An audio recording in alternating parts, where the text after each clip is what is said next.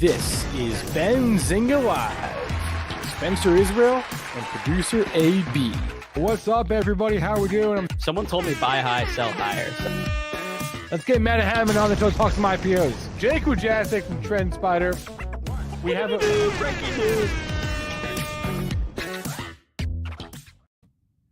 What is up, everybody? Happy Thursday. Welcome back to another episode of Benzinga Live. Starting a little bit early today because we have an absolutely packed show here in a few minutes.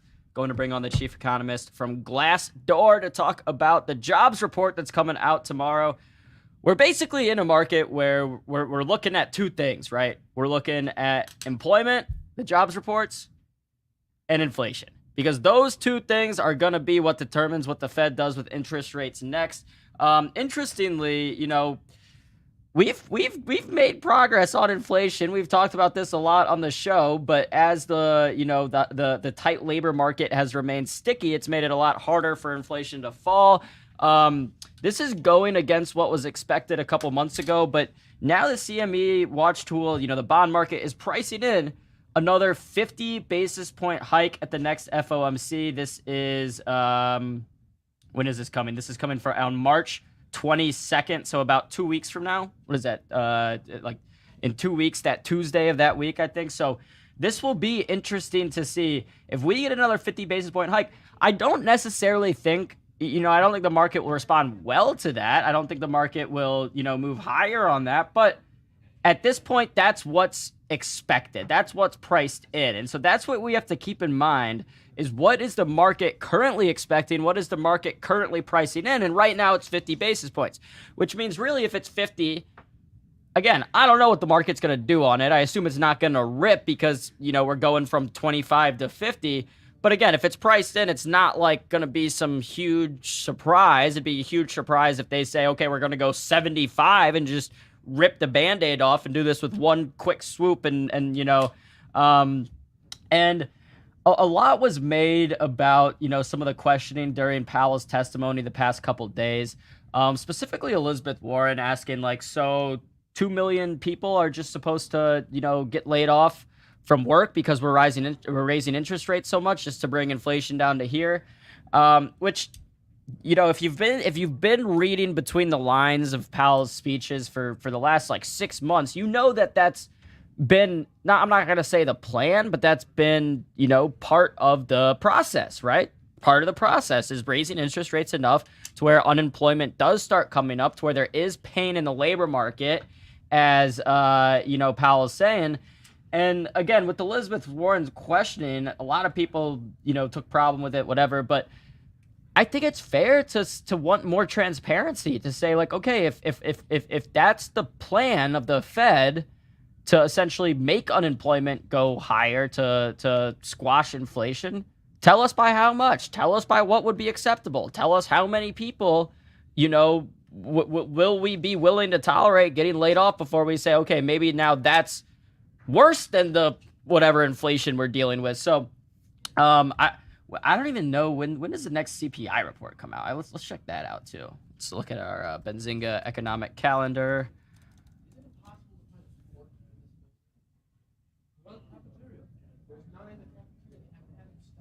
We've got, where's our CPI?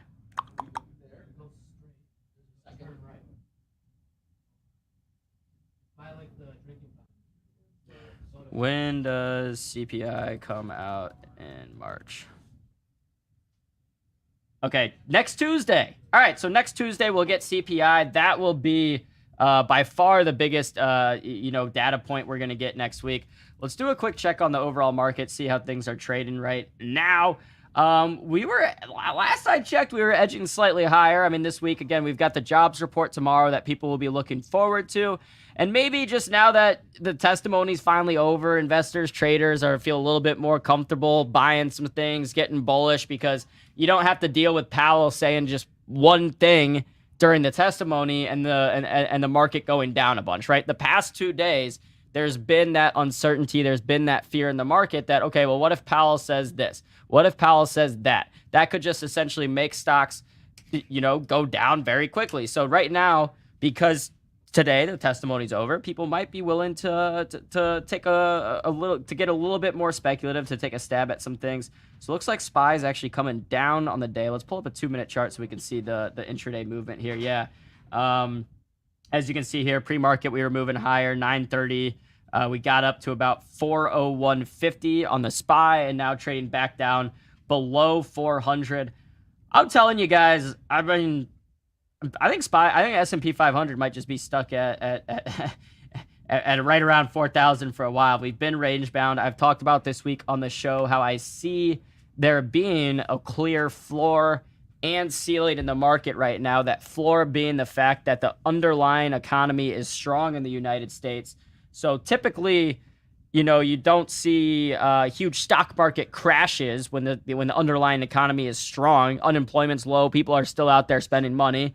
And on the flip side, interest rates are still rising. So you typically don't see, stocks breaking out and making new all-time highs while interest rates are rising. So for those two factors, it would not surprise me to see us just kind of range bound, bouncing around here, which is frustrating for people who might just be long-term investors. You look at your portfolio, it's not growing, it's just sitting there. You might not even be beating inflation if the market's just moving sideways and there's some inflation out there. But for traders, it can be okay, right? You have some volatility. You can say, okay, if the market's getting a little oversold on any given day or any given week, you can say, okay, I really don't think the market's in that bad of a space right now. And on the flip side, if the market's ripping, you can say, okay, I don't really think, we're in that position, and try to get a little short. That's what I've been doing. I talked about on the show yesterday. I walked you through some of my trades and how I was proud of the fact that I made money last week on some call options. Then I made money at the beginning of this week on some put options, because you've got to be able to play both sides in this market. If you get caught just fully bullish or fully bearish, you'll get chewed up in this market. Let's see, and as always, let me know in the chat. What's up, Richard Judge? Let me know in the chat what stocks, trades you guys are watching today. We will be having Stephen Hoad come on in about 20 minutes, the Stop Hunter, talk about some trades. We should have the chief economist from Glassdoor coming on as well when we get a little. You guys do what you need to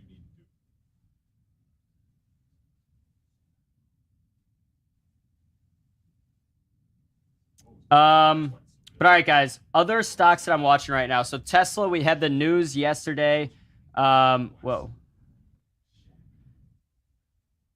we had the news yesterday that the NHT, the National Highway and Traffic Association, is investigating Tesla after, or not investigating, I don't know. They're launching a like investigation or recall because there were some steering wheels that were falling off cars.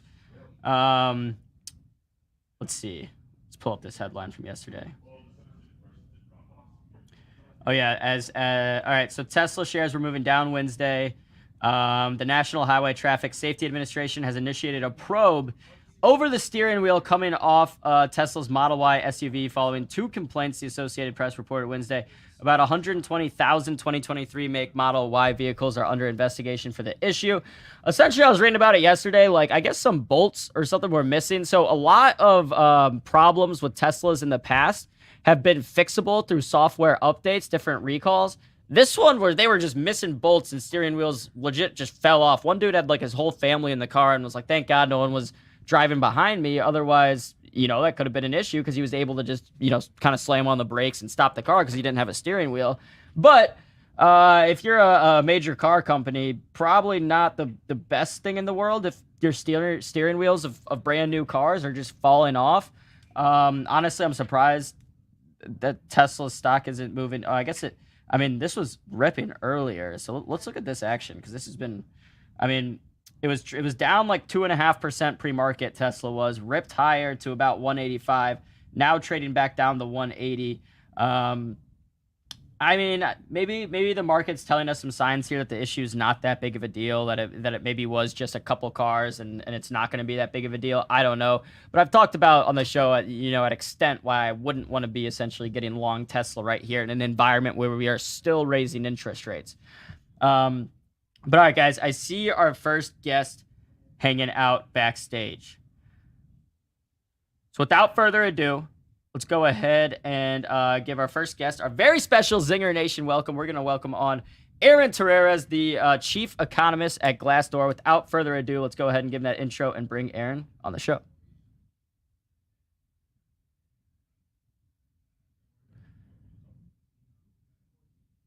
One second.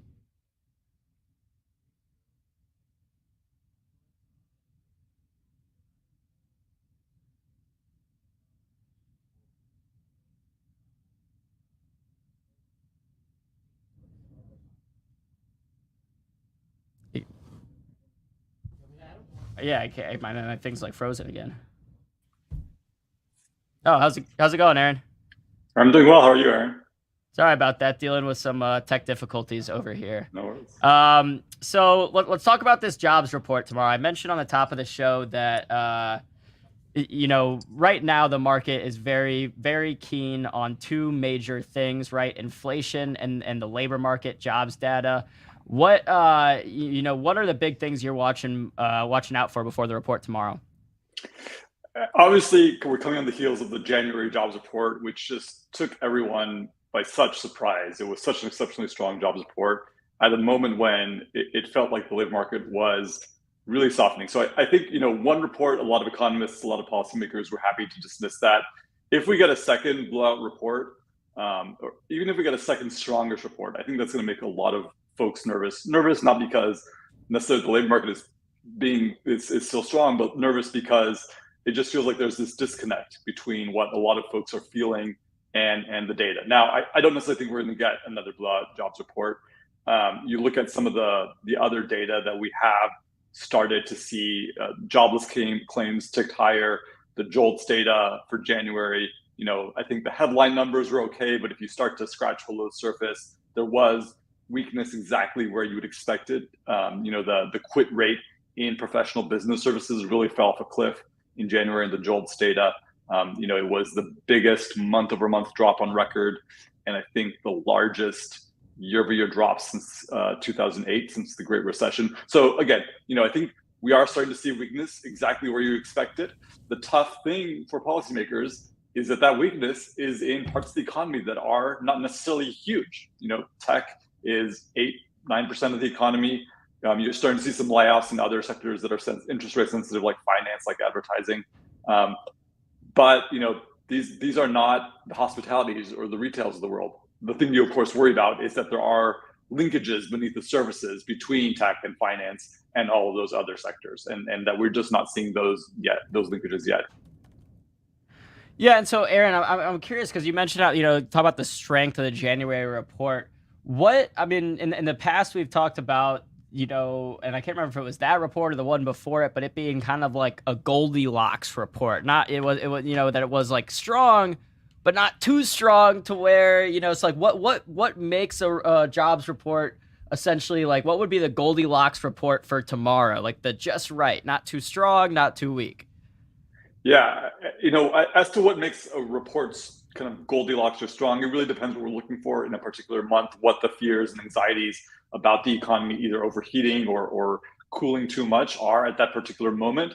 In December and in January, everyone was looking for, signs that, the Fed's interest rate hikes were taking effect, that the labor market wasn't going to overheat, and that would kind of take, be an excuse to slow down the pace of interest rate hikes.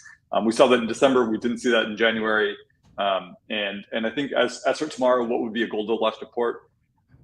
I think the metric you really have to be most focused on is wage growth, because sure, payroll growth kind of attracts all the headlines. Unemployment rate is meaningful for a lot of people, but really what the Fed is focused on is ensuring that wages don't get embedded in this cycle of more general inflation. Wage growth fell, in the January report. I think that was an overlooked number, despite the general strength, despite minimum wage hikes going into effect across the country, at the start of the year. So I think that the fact that wage growth slowed in January was actually a good sign for inflation. It's going to be hard to replicate that in February just because the year earlier comps are a little bit rough. But so if we get flat year-over-year wages, I think that's a good sign tomorrow. Yeah, I mean, and I'm curious too, Aaron. I mean, talking about like, so is it as simple as if wages grow, that means inflation's expected to grow? It's not necessarily kind of that. The relationship between kind of wage increases and general price increases is the subject of a lot of attention, but the empirical evidence on it is pretty weak.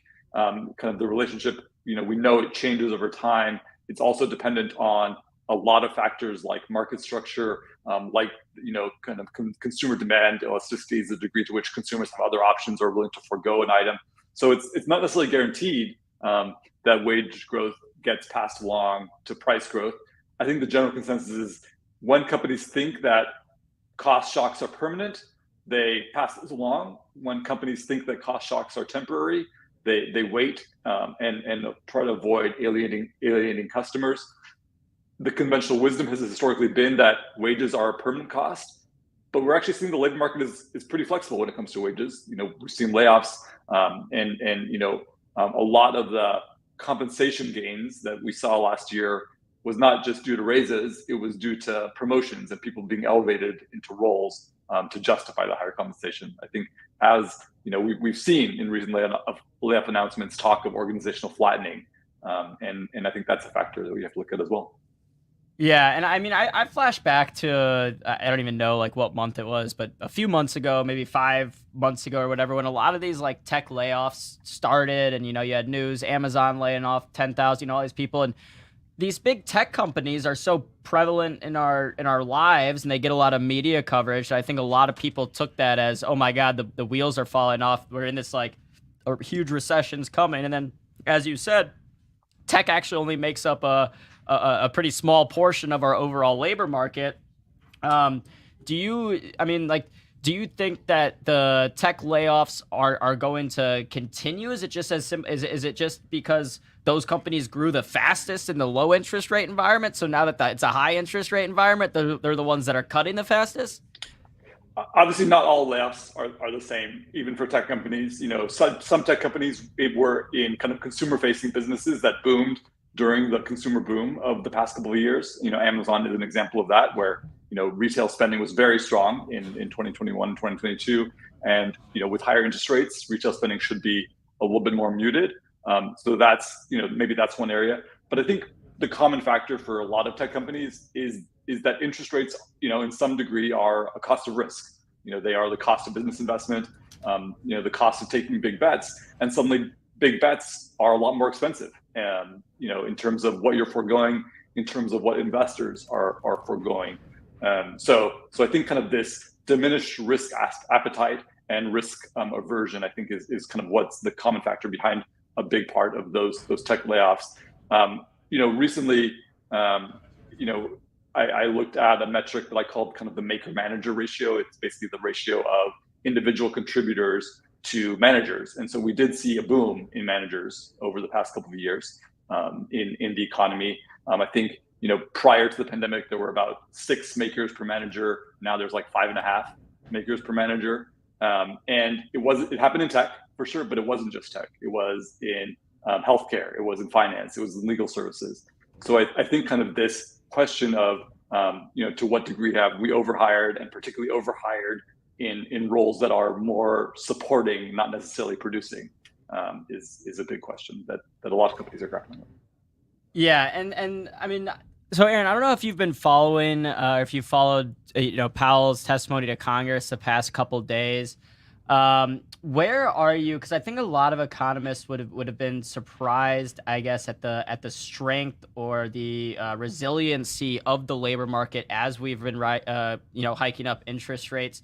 Are you in the camp of like, we really need to see unemployment move higher to bring inflation down, or do you think it's possible essentially to find a kind of equilibrium point with interest rates that will continue to moderate inflation without causing some huge uptick in unemployment?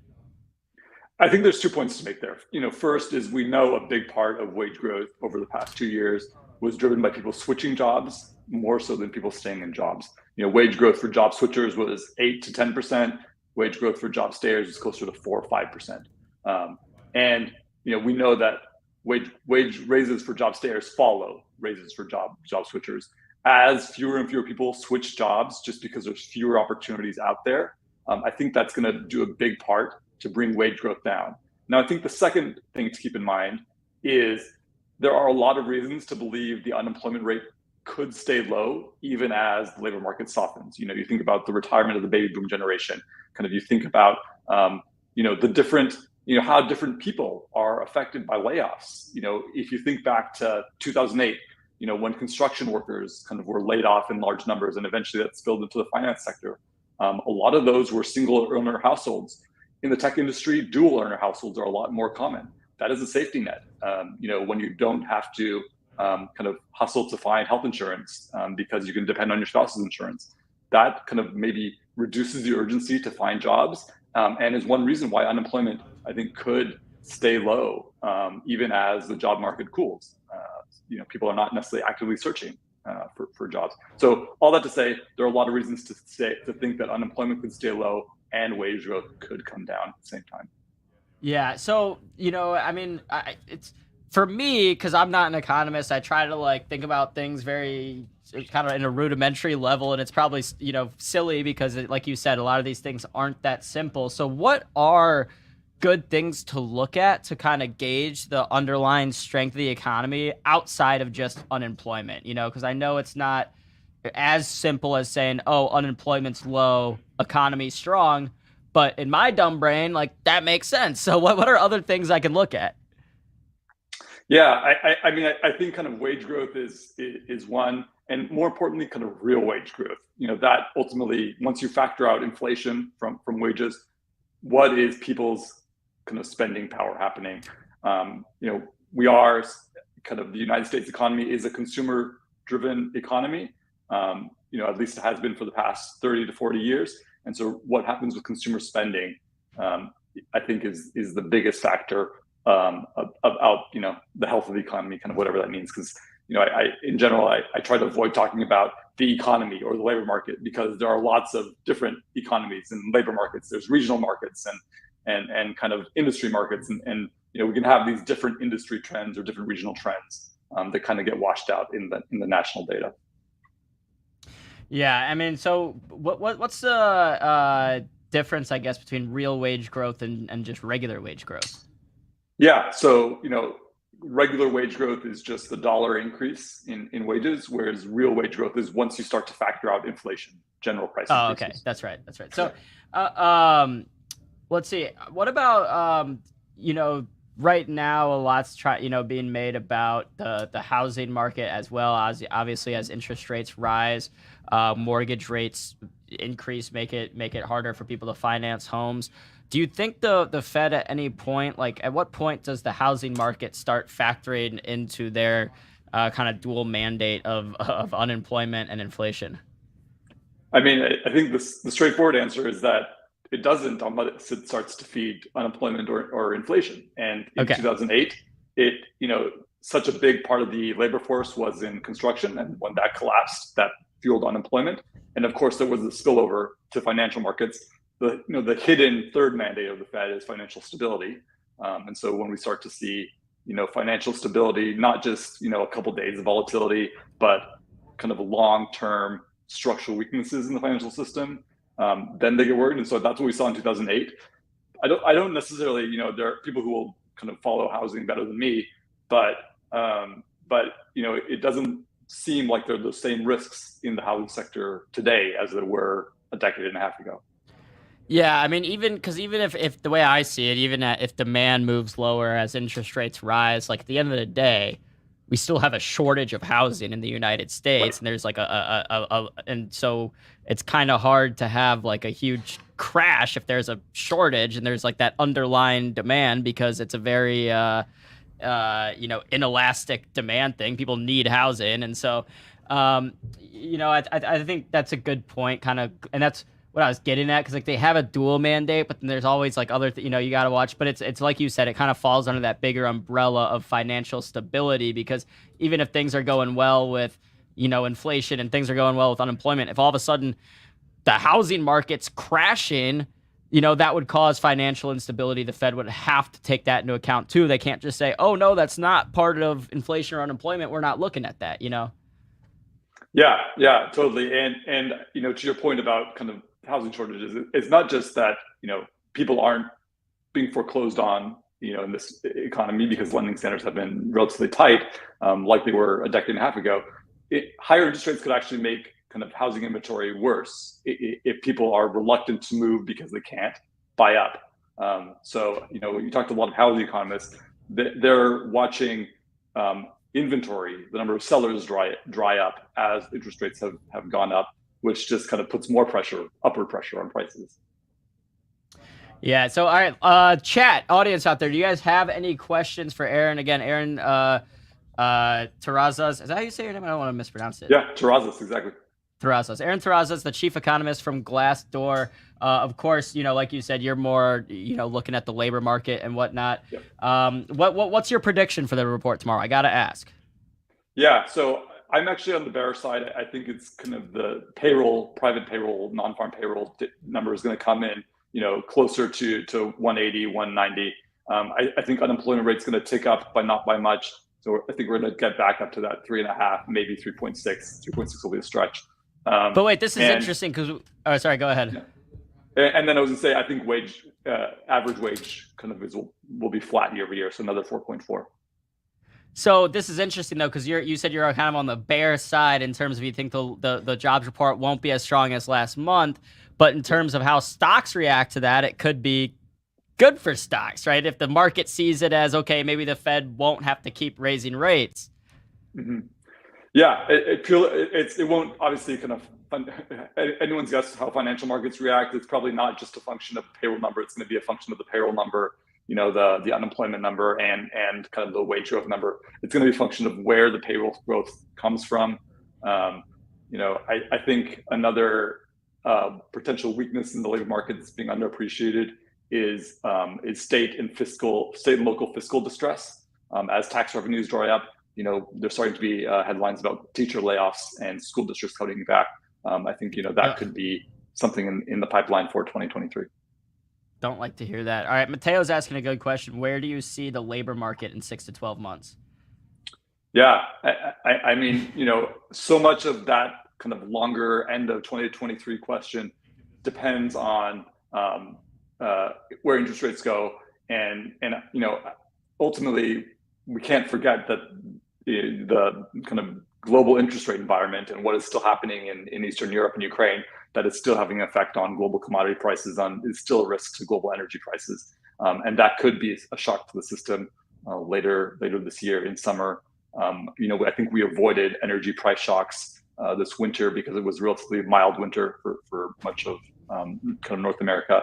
That could reverse in summer. So all that to say, if inflation stays high because of labor market, because of commodities, because of global geopolitical factors, that just means interest rates are going higher, and that's as Chairman Powell has said, going to be more pain for the labor market. Yep. All right. So Aaron, what about? I've got like one more question here, a couple more. Mm-hmm. When the tech companies did start doing layoffs, I will, take some credit for this because I'm wrong about a lot of things on the show, but I was right about calling. I said, I don't really think this is indicative of like the overall economy, right? Seeing Meta laying off 10,000 people, seeing Coinbase, it's like, like that makes sense to me why those companies would have to do that right now. They've grown the most, they've borrowed, whatever. What industries, I mean, you mentioned in 2008, like construction workers got laid off. What industries, if you see start having more widespread layoffs, you'd be like, holy cow, this is a problem? Yeah, I mean, I think the industries that have kind of continued to propel the economy, and that is kind of leisure and hospitality. We talk about how leisure and hospitality has been strong because of pent-up demand for travel. I think it's not just pent-up demand, which would be a cyclical thing. It's also a structural thing with the retirement, baby boomer retirement that happened over the past few years. The bulk of baby boomers are now in their late 60s, early 70s. That is a time of your life when you're probably still traveling. They just got Social Security cost of living increase. So I think kind of that is one reason why kind of travel has continued to be a very strong industry. But I think at the start of our conversation, we talked about what are those linkages beneath the surface between tech and finance and kind of those narrow industries where layoffs have been and the broader economy. I think that's one of the big linkages. And so, that's when you start to worry about spillovers for what has been a fairly narrow, contained process until now. Got it. So if I start seeing, demand for flights to Florida are dropping all of a sudden, that could be my flag that, okay, things might be slowing down here. Yeah, once we're starting to see travel deals again and hotel deals, obviously that's just one part of the equation, but that's definitely something that will perk my ears up. So. All right, well that's a great thing to look for. So, Aaron, where can folks? Do you put out any blogs, anything with Glassdoor? Where can folks find more from you? Yeah, me and my team blog regularly at glassdoor.com/research. Usually something up at least once a week. We just put out a big study of what kind of lessons learned from the people leaders, the best places to work this morning. Awesome. Well, I dropped that in the link, guys. If you want more information, Aaron, last question I'll leave you with. Give me what do you like to do when you're not looking at the economy and the labor market? Oh wow, a lot of interests. I'd say the two big ones. I do pickling and then ultra running. Wait, pickle it? Like what is that? Pickleball? No, pickling like pickling foods. Yeah. Oh, okay. What's your favorite thing to pickle? I got some really good celery pickles going right now. Oh, okay. All right, I'll have to try that. I mean, is it easy? You just put something in a jar with some celery and vinegar. Yeah, celery vinegar, maybe some dill. It's a nice little. All right, awesome. I'll check that out. I know that stuff's good for you, right? It enhances some probiotics and whatnot, and you got exactly. All right, well, awesome, Aaron. We'll get you back on before the next jobs report. It's been a great discussion. Hope you enjoy the rest of your Thursday, and tomorrow will be Tomorrow will be exciting for you, right? Is jobs report day your favorite day of the month? Yeah, I'm not sure it's my favorite day, but it's definitely a highlight, something that I mark on the calendar. So beautiful. All right, guys, well, go check out more at glassdoor.com/research. We'll talk to you later, Aaron.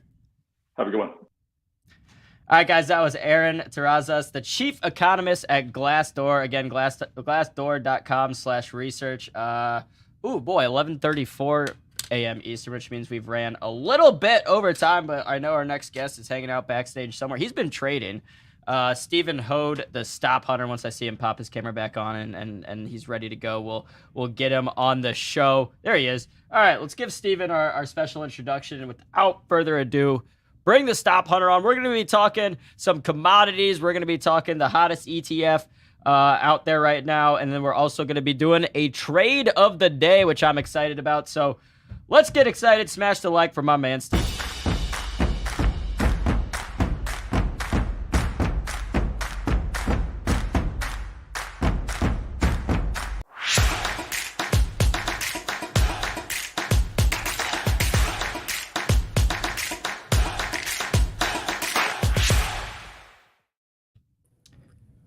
Mr. Steven, how you doing today on this beautiful Thursday? I'm very fine, thank you, Aaron. Yeah, it's good. Yeah, trading's gone well actually. So yeah, past 30 minutes. What have you been looking at? I've got it all scheduled into different chunks. But US Open, I've got some scalping strategies on the US Open. First hour of the day, really. AMD up 2%, so that was a nice trade. Bar down on the open as well. That made me a few dollars. So yeah, it's a good start today. Yeah, so I'll pop your charts up and let's do you want to start? I mean, let's start here. Let's start with crude and we'll get to China and Baba in a second. But that is one that I'm interested in, that I've been talking about on the show this week. So what are you seeing in crude oil? Yeah, no, I just wanted to point out at the moment, well, the big, I suppose, underlying story is Chinese demand and lack of their numbers coming out in their part of the world aren't as good as what they have been. But currently this is WTI crude oil. And as you can see, we've got this sort of big range bound $71 to $83. It's a tug of war game going on at the moment. Below that, you can see some other factors I look at. This is commitment of traders data, comes out on a Friday. Normally the large speculators, the traders that do it for their job, I want that to follow the price. And the large commercials, the people who use the stuff, you probably want the inverse. Down the bottom, seasonality, big factor on oil. At the moment, it's just going to come off, but then it sort of ramps off ramps back, into the springtime. But at the moment, price-wise, it's range trading. It's boring, it's sideways, but there's enough action there for your day traders, $10, $15 range, so that's my point there. At the moment, it's sort of stuck in a malaise of, the doldrums, let's call it, at the moment, in a wide range. Yeah. And so, do you think oil will essentially remain in this range until we get some more clarity on the China situation, right? Is that what we're mostly dependent on here, right? Like if we get some news that, okay, demand's picking back up in the Chinese economy, it'll be like off to the races for oil again, or what are the other factors at play outside of just China? I think you've got three at the moment. US dollar strength. Again, it's obviously crude oil there is priced in US dollars, so the stronger the dollar, the more expensive it is. And you've also got what Powell was going on about, people's general view of where the global economy is going, because this oil is used in so much industry and our lives, and then like you say, China. But I think China is the big one under it, and also you're talking global relations as well. We've got the US and Western countries maybe going a bit more loggerheads with China as they try to open up doors a few months back in the start of the year, and that seems to have grown to a halt as well. So I think that's the big underlying story. But US dollar and what's going on in the US economy, people have got their eyes on as well. Yeah, I mean, so we're always, there's been a lot of risks with China right now. I mean, there's fears that the U.S. might implement sanctions if China does get involved in the Russia-Ukraine conflict. You have, like you said, just underlying economy fears in China. When do you think, do we just need some of this uncertainty to pass before people start maybe getting more bullish? Some of these Chinese names are willing to take a stab, or do you think eventually like the price will just hit a point where people say, I don't care what's going on, I'm going to buy, some of these Chinese names down here? Yeah, I think you're right. There's some very good value out there. They had the same problems as the rest of the world, and there's some good stocks, some big stocks out there that are very good value. And at the moment, weakness has crept back into their stock markets. So, like I say, I think there'll be a point where it's just too good value to want to miss out on. There's a lot of the old traditional stocks, like they've changed a lot due to Chinese rulemaking and policy. That's your stocks like Alibaba, once was a golden sort of child a few years ago, has been on the way down. I shorted it this morning and made some money off it. But there are some other good ones out there. So I think there's opportunity. It's just, like I say, a bit more clarity, and maybe those who want to jump in the curve early on, there's some profit to be had, I think. Yeah, I mean, and that's where I think, because if you looked at like Alibaba, for example, specifically, and you looked at the fundamentals, and you looked at the stock, you'd be like, oh my God, this is so undervalued. This is such an ezy buy, yada yada. But then you got to weigh in the fears and the risks and everything, there. But I just like to me, having a big fallout, and I'm talking more specific with the United States, but I'm sure with other European countries as well, having a big fallout with China will have big implications in our economy over here as well. And I'm more in the camp that, like, do I really think all of a sudden China's not going to be the U.S.'s biggest trade partner in 2 years from now? No, I think probably, things will be pretty similar to where they are today, unless China does really go on some of these, get involved in geopolitical things, get involved in the Russia-Ukraine war, invade Taiwan. Those are risks. But again, I think like we'd be in trouble over here too if that happens. So I don't know. I mean, I'm getting ready to. I see me now in the chat saying you have to buy Baba here. I don't know if you have to buy Baba here, but I'm certainly getting interested. Do you have a chart of Baba we can look at real quick? Hang on, let me just see if I can pull one up. Let me overwrite one of these charts and we'll... Or if you have a different China, I mean, we don't have to look at Baba specifically. No, I can do that. Let's just do Baba. I was looking this morning at it. That's a weekly chart for Alibaba. You can see I've already been penciling on stuff already on Baba, looking for some potential upside. But you can see the Fibonacci line there around about $120, retraced back. So that's been the trade I've been on at the moment, is that retracement back down. Well, it could be going towards the lows, which is about $60. And you can see all the volume over there on the right. There's lots of upside there. This had this big long trend line down. It broke up, looked encouraging. That's when China announced it was going to go more global again, open the doors, and then it hit that headwind.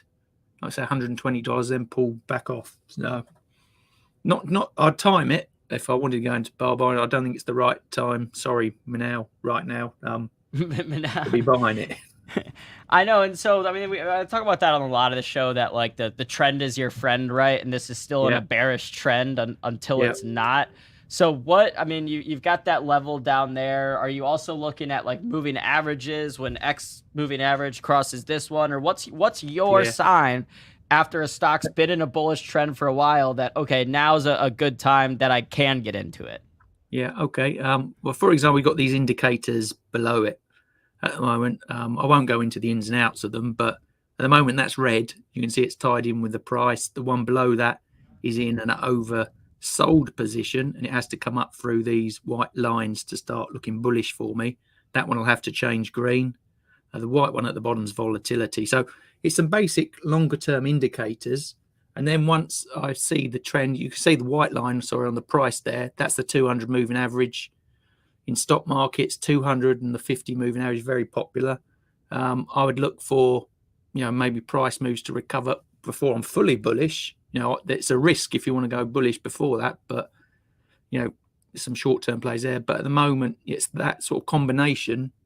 I use indicators and tools, and then I start to narrow it down into lower time frames, different chart types, different types of strategy to, be nimble, whether I'm trading options or just the underlying stock or whatever. It's stuff that I automate, back test, so I know that it works over the long term. I'm not just jumping in using, these magic indicators that many, say are a load of rubbish. I do test everything before I trade it, so I know they work. My combination. So, but are you more in the camp, Steven, that you're like trying to pick that bottom, or would you rather wait till the stock starts coming back up a little bit and then you're like, okay, now I don't mind if I miss out on a few percentage points at the bottom, and then get in once it's showing some more bullish activity?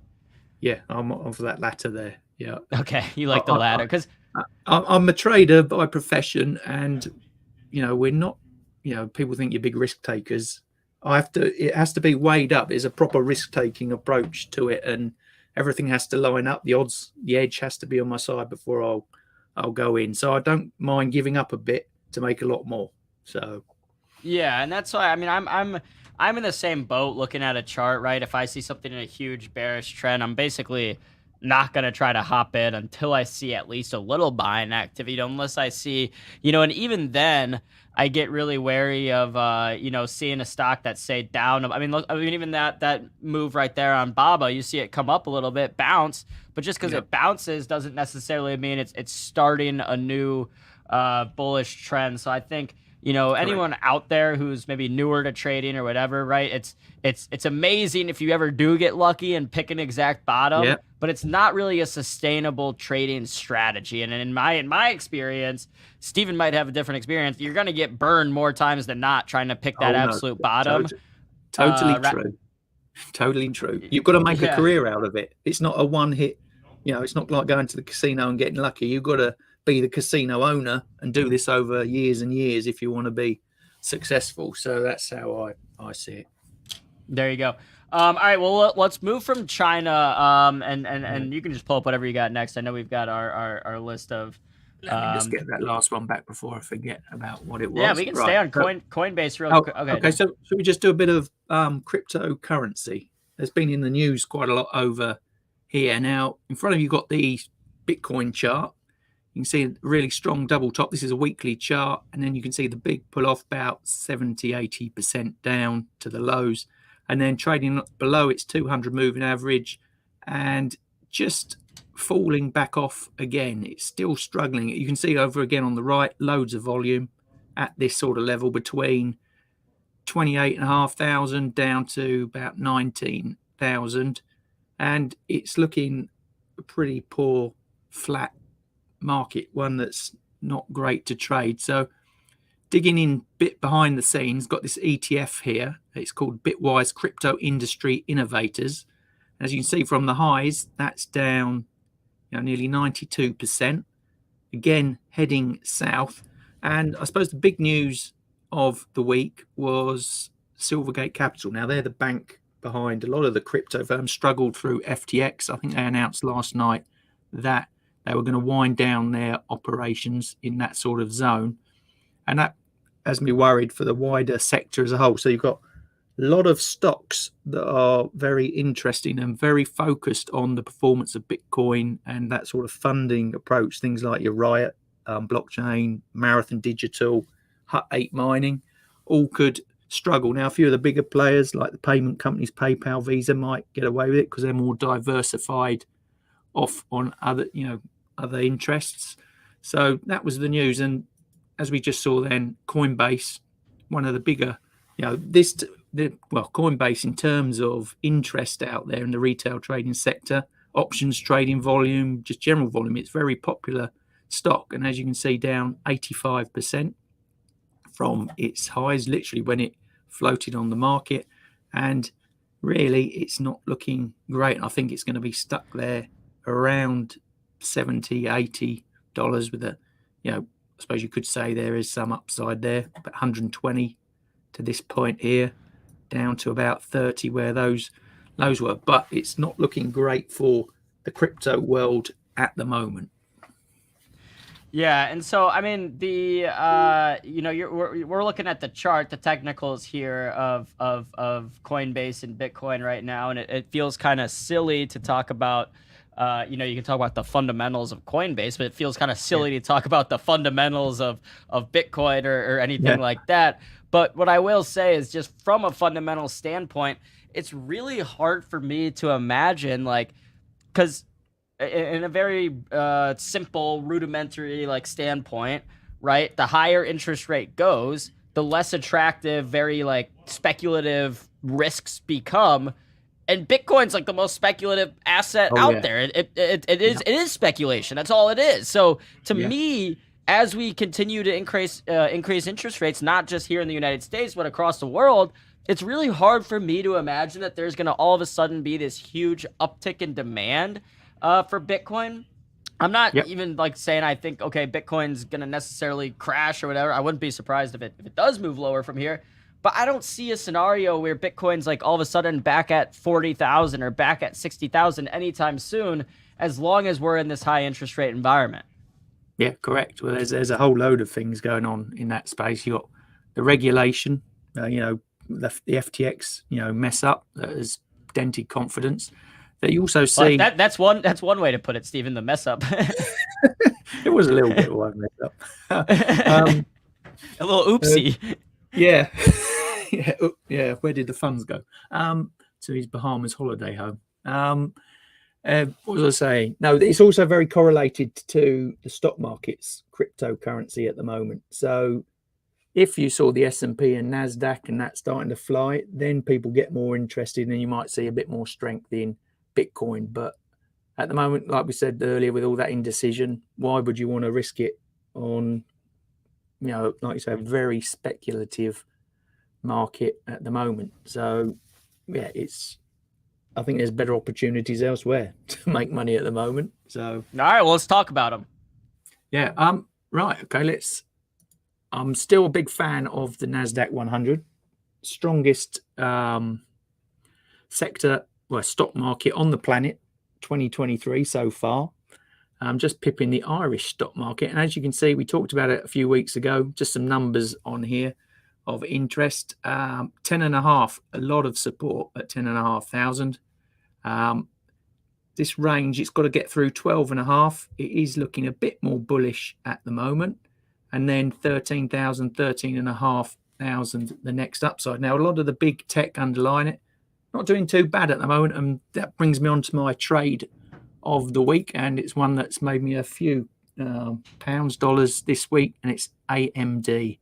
I think compared to some of those other big semiconductor stocks, and if you looked at the semiconductor sector, it is starting to warm up nicely. I think there's some value still to be had in AMD to the upside. Get back to the highs, that's an 84% move nearly. So I said, I've got my eyes on this one to the upside.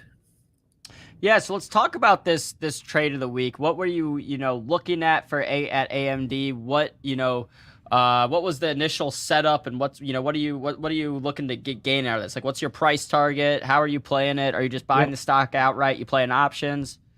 No, sure. No, first of all, it was sort of a top-down approach there. I saw the semiconductor sector, the ETFs, like I said, warming up, starting to turn around, and then you could see the general positivity across the tech sector. The Nasdaq 100 is another guide there. Then I was looking for kind of relative value type trades. We saw Nvidia popping up, really rapidly the start of the year, and strong competition. AMD to them didn't have that move, and I thought that it would follow afterwards. So that was the sort of underlying theory behind it. And then I used the technicals to time it in. So I've got a whole load of plays on there. I'll day trade it like I did this morning on the open.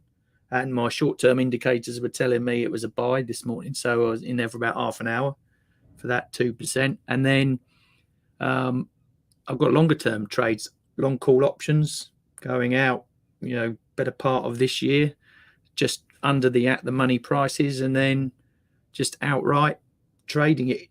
It'll move in waves. It's not going to be one line. So I'm going to be long and short it when the necessary time comes in those waves. But I'll be riding those waves hopefully to the upside. And it's now to me a technical play for the rest of the year. The fundamentals I think are in there for me. Now it's just sitting there and doing what my rules and strategies tell me to do. Yeah. Do you have any like idea of why you think Nvidia was outperforming AMD for a while? Was it just that the Nvidia was seen as more of a leader in AI, or I don't know? Yeah. No, I think you're right. I think the AI was huge talk start of the year. And if you did a quick Google search, everyone was saying Nvidia was the stock to be in, and they sort of forgot about AMD. Another one, the Taiwan Semiconductors, could be another interesting one to follow. But AMD is equally in all those spaces, and I think it just lagged. Everyone pulled in. Maybe you call Nvidia the meme theme stock for January, and that's the one everyone got interested in and just left this one behind. I think it was as simple as that. Yeah, and that's the thing. I mean, like, that's what I think is interesting looking at, kind of the pairs, right, of different companies like Nvidia, AMD. If you see Nvidia like running and AMD kind of trading steady, do you typically think like, okay, AMD is gonna kind of start moving higher, catch up to Nvidia, or okay, the market is obviously showing that one's a favorite, one's not, maybe this other one could be a short, or like, how do you determine those two things?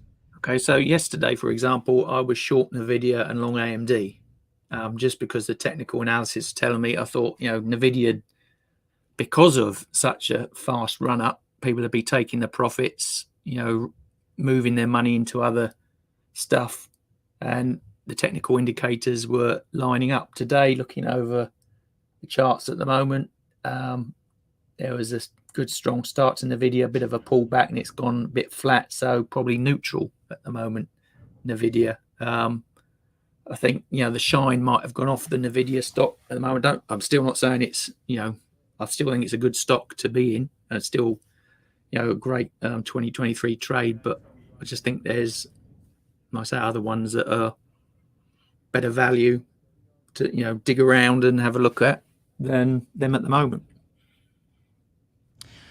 Yeah, I mean, I like these names long term. I just like Nvidia moves so much that if it moves up like 30% in a couple weeks and I feel like I missed it, I don't want to like buy it up there or chase it. But you're right, just like looking for, I guess, like pockets of these strength. And then I think, like you said, Taiwan Semi, I mean, that's one that the price still might be, I don't know how much like risk is factored in there. I know there were a lot of fears about what's going on with China and whatnot, but like that thing is just a monster. I mean, they do the like manufacturing for like every single major chip company out there.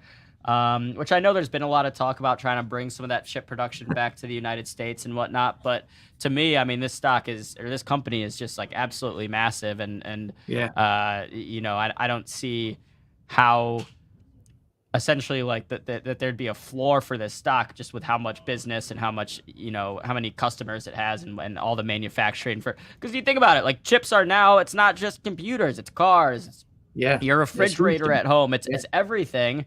And that's just getting more and more and more chips. And this is the world's biggest manufacturer. It's hard to imagine they're not going to keep, you know, doing well over time. I'm not really talking about from a trading perspective, but I do like the company long term. It makes sense, doesn't it? So that's the chart in front of you, TSM. Again, I've been squiggling on it, you know, looking at it, just hitting some overhead around $94 at the moment. Just slowing down a bit, but you know, I still think, you got 105, 120 as upsides back into that noisy range there. And there's not a lot of volume in between there, so it could move up quite quickly if, you know, the wind direction turns, you know, so for it. So, I think you're right. The semiconductor, you know, sector had that squeeze last year. It fell off heavily. And I think people are, you know, coming to that same conclusion. It's their products going to everything. So it's the future. Let's get into it, sort of thing. Yeah, 100%. So, Stephen, we've only got a couple minutes left. We've been doing pretty well. We've gotten through oil. We've gotten through. We've covered a lot. We've covered a lot. We've covered crypto. We've covered oil. We've covered China. Foreign exchange. Foreign exchange. Shelly, are you still out there in the chat? We're going to some foreign exchange. There you go. Some currency strength. So this is how I sort of put pairs together. I've built a little sort of algorithm to look at what's strong and weak in different time frames, sort of a longer term look at the moment. Still showing you that US dollar, you know, right up there at the top, the strongest one. Interesting pair to put together. You see the Canadian dollar weakening off, probably buying US dollar Canadian at the moment as a possible trade. Japanese yen starting to strengthen up, getting down the bottom there. So that trade would probably be a bit more flat, US dollar, Japanese yen. Swiss franc also strengthening, so I'd probably try and pair that maybe with a Canadian dollar or an Australian dollar. But currency wise, US dollar, you know, head and shoulders above the rest, and that brings me probably onto possibly the last chart of the day, gold, and that doesn't like a strong US dollar at the moment. And as you can see, price has come off from those recent highs, 1950 sort of zone, back in, you know, $100 down. And again, just when you think the shine is going to hit gold and it's going to become a nice, good investment again, you know, crypto stole its thunder for the last few years as that safe haven. Then it's looking a bit drab again for as the safe haven from the doc. Yeah. I mean, I'll be honest with you, Stephen. I never really get too excited about the gold trade, just because I think even in times where it holds up better than the rest of the market and other stuff, there's like more exciting trade opportunities out there. But I understand the importance of like watching the gold charts and figuring out what's going on there, and like you said, how they relate also to the to the Forex markets as a whole. So what are you looking at when you're, you know, like looking at gold mostly? Seeing how it's a tangled mess of all sorts of things: economies, politics, dollar strength, even seasonal buying. You know, I used to trade this one a lot at Coke maybe 15, 20 years ago, and it was a lot more exciting and fun to trade then, and you had a lot more seasonality, you know, Indian and Chinese buying, that sort of thing. And it's just a hard one to trade really at the moment. So I'm looking for real clear-cut trends, probably trade it more systematically, algorithmically than anything short-term, in and out type stuff to take advantage of, you know, where the strength or weakness in the shorter-term trends. So it's not a favorite one of mine to trade either, so, but I do keep an eye on it. There you go. All right, well, Stephen Hoad, the stop hunter, going to go ahead and drop your YouTube channel. Sorry, I just had a little hiccup. Oh, yeah. Drop your YouTube channel in the chat. You guys should go check out Steven's channel if you want some more videos from Steven. Steven, we'll catch up with you next week. Till then, have a great weekend. I don't know if you're watching, but the Players Championship just started, big golf tournament. I'll be watching. Don't worry. All right, I'll be watching this weekend too. We'll take care, and we'll chat next week. Yeah, we'll do. See you later. See you. Thanks. All right, guys. Stephen Hoad, Stop Hunter. Again, going to go ahead and drop that channel in the chat. I see our next guest hanging out backstage. My man, Rob Roy. We're going to, it was interesting. Stephen was talking about a little Fibonacci's there as well. So we're going to be doing, keep that, the fib lines rolling and bring my man, Rob Roy on. Let's go ahead and give Rob a very special Zinger Nation welcome. And when we come back, we'll have Rob Roy from Wealth Builders HQ.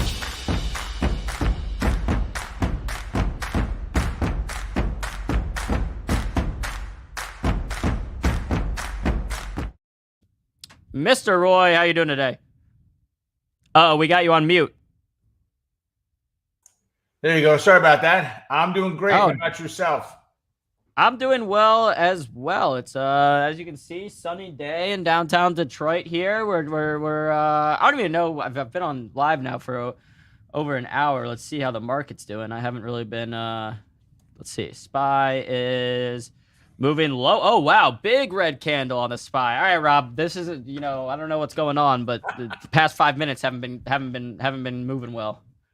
Okay. Well, yeah, I don't know what's happening other than we've talked about this before. It's lunchtime, and I tend to, stay away from that 11:30 to 1:30 time period, 1:45. Just depends on movement and pickup taking place, volume. I don't know what's driving it here, other than the fact that I just don't know if we're done with the downside yet. You look at SPY, and me, I'm a big fan of charts. I heard you mention fibs. I was watching a little bit of your last.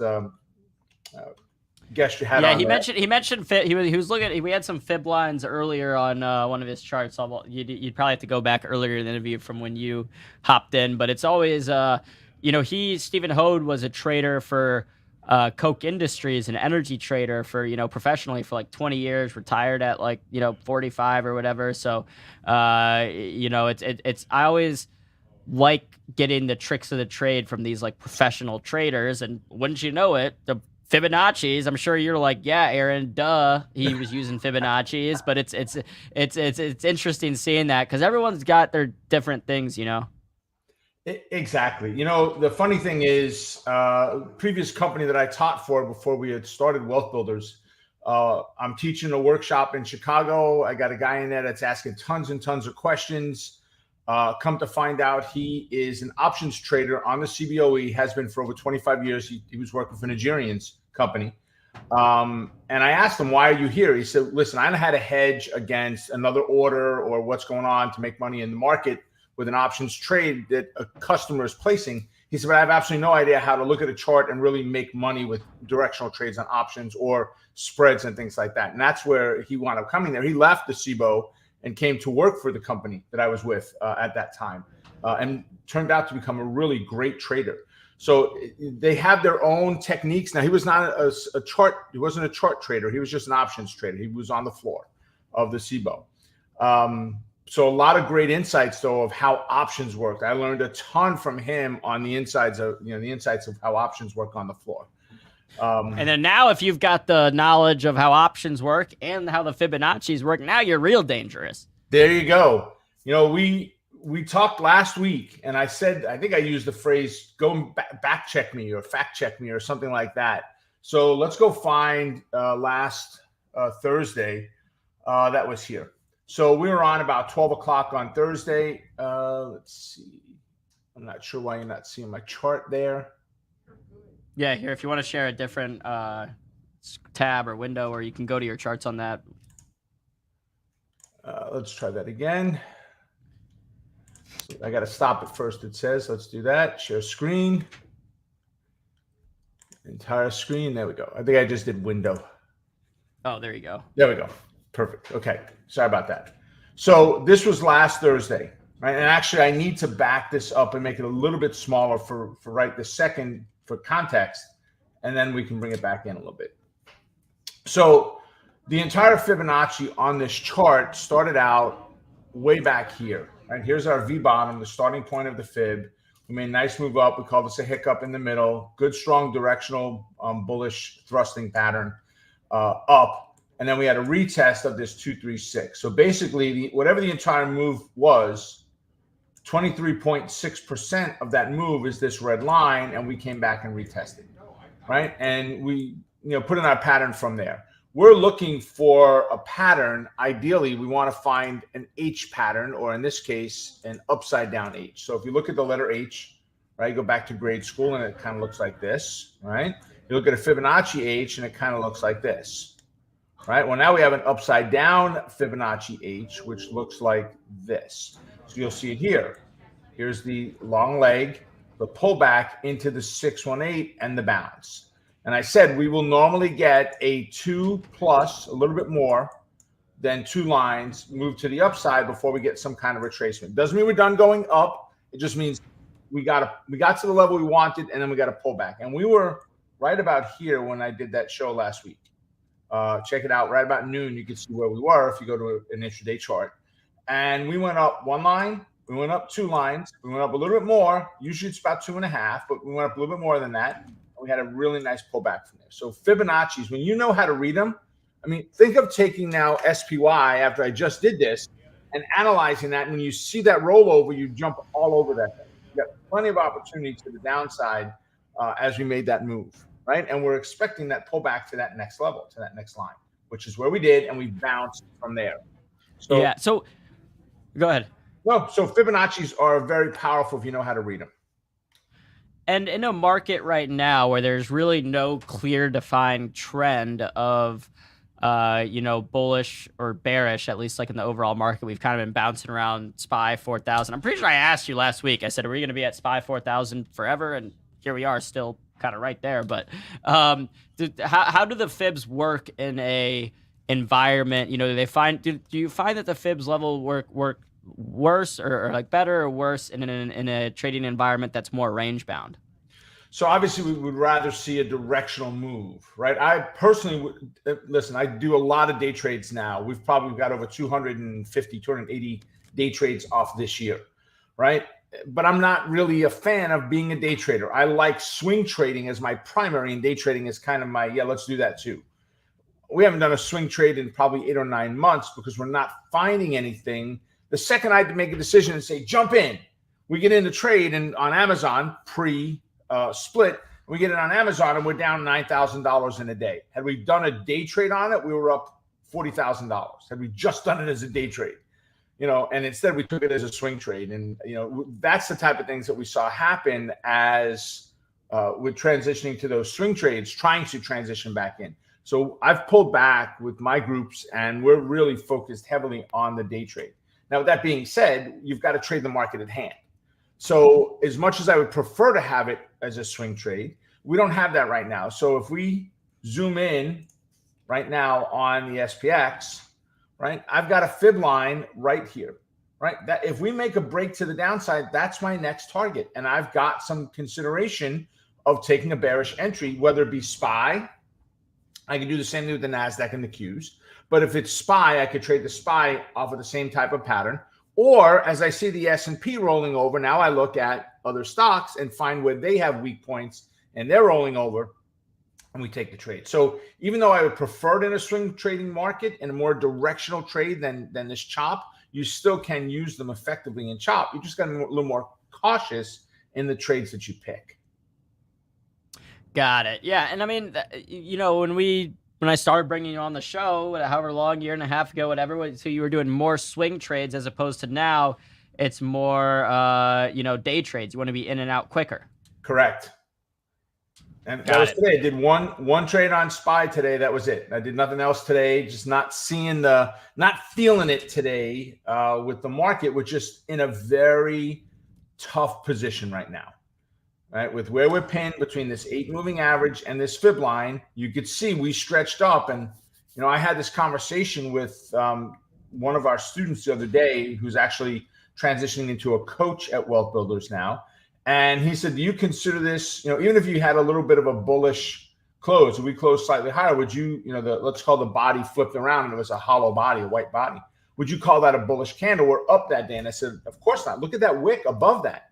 The bulls tried. They pushed up. If we close where we are, yes, we're up $3 right now on the SPX, but to me, this was bearish. They stretched up. The bulls tried. They fought, and they gave it all back again. Yep. Well, what about any individual names that you're watching right now, Rob? Any day trades today? SPY was the only one from today, and that was a pivot point trade.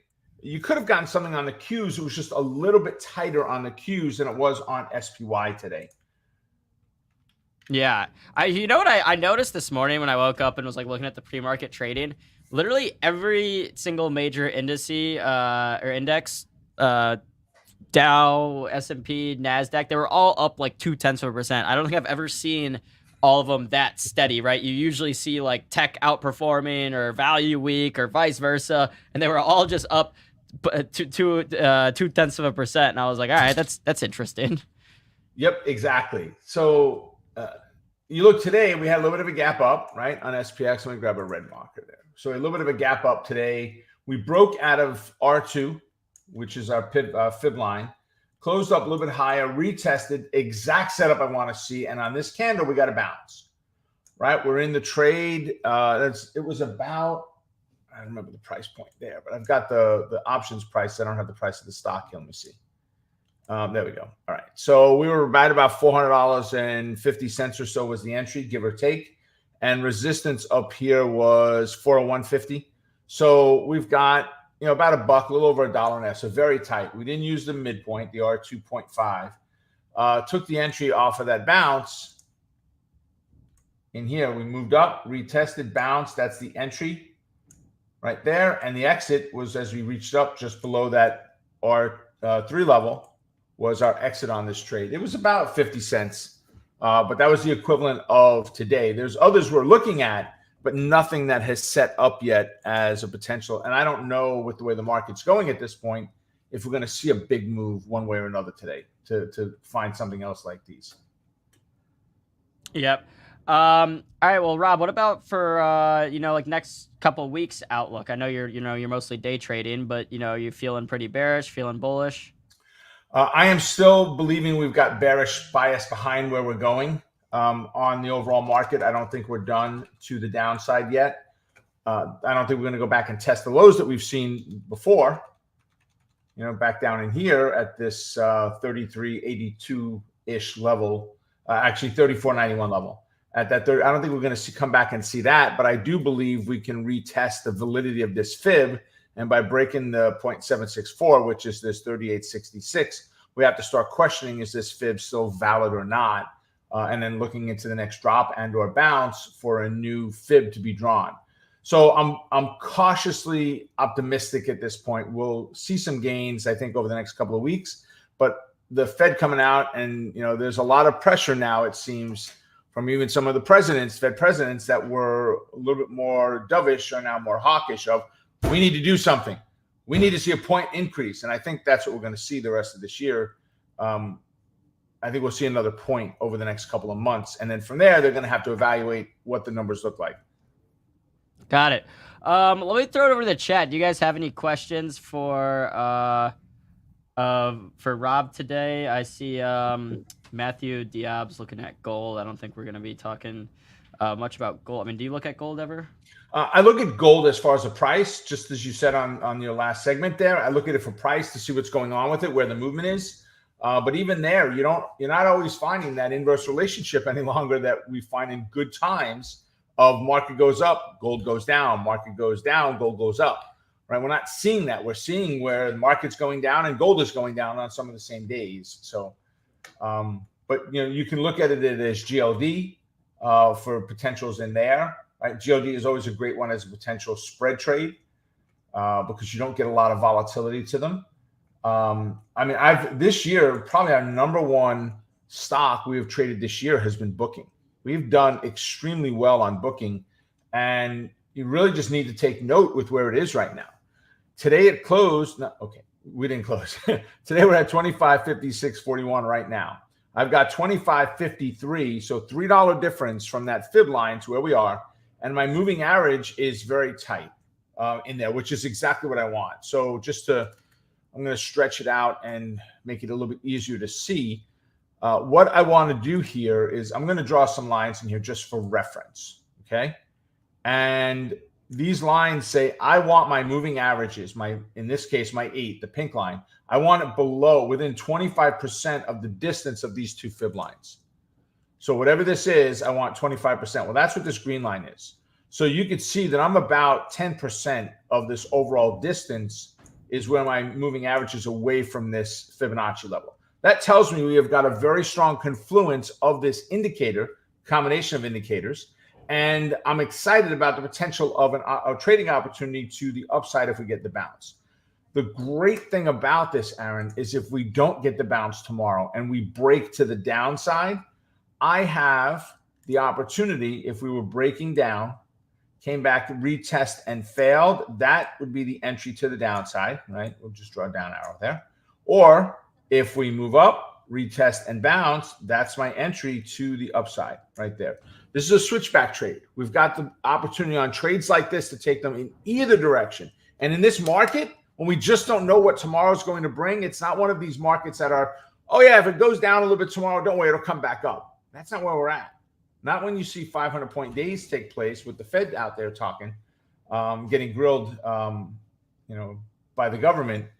We're just not at that place. So we need an opportunity to not have to pick, I'm bullish today, and the market opens bearish instead. And now you're stuck and you don't have a trade set up for today.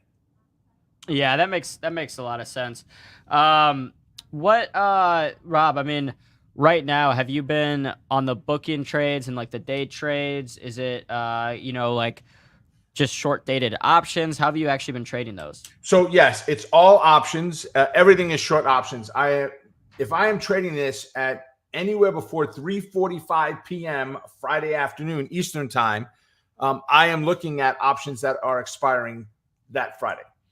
Right. So in other words, it doesn't matter where we are. I'm going to take that bearish entry, bullish entry with this week's options. So this right here, give you an example of the trades. Home Depot, we got Amazon, Home Depot, and Netflix, right? All three of these lower price, a little bit higher price stocks, certainly not the highest ones that we trade, highest price ones we trade, right? But these were three trades that we took. You could see they were on the 6th and the 7th. They were in alphabetical order is the way we set them up. 6th and the 7th, we took 10 or 20 contracts. Many of our students take one contract only. They're all the same day. Amazon, we got in when the stock was at 93.75. We get out at 93.50. Okay, it didn't work very well. We got 25-cent move on the stock. It actually equated to $395 on the options, right? Home Depot, short-term option, it would have been that day. So this was the 7th. So that was from Tuesday, right?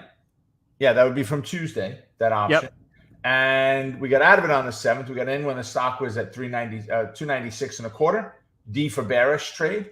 We got out of it at 290 and 3/4. So options price, and this is the P&L on the options, right? So the option was 42.90, right? And it's not just these higher price stocks we do.